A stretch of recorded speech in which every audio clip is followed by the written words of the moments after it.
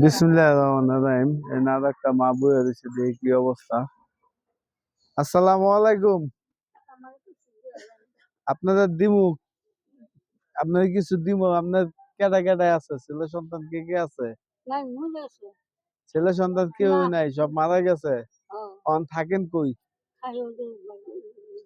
ওই বাই কলার পাতা দিয়া, সালা দিয়া, বেড়া দিয়া থাকেন। আপনার কেউ নাই? আপনার খান কি? যে কেউ দিলে খান, না দিলে খান না?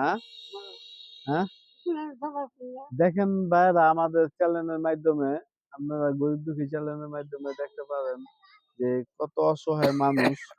হ্যাঁ, আর কেউই নাই। হ্যাঁ, কলার পাতা বেড়া দিয়া থাকে। এই জায়গায় আরো অনেকে বললো হ্যাঁ অনেক খারাপ অবস্থা। তাই আমরা হ্যাঁ কিছু মানে অত সাহায্য দেওয়ার আমাদের তো মানে টপিক নাই। আমরা কিছু সাহায্য দেওয়া যায়, সাহায্য চাইতেছে।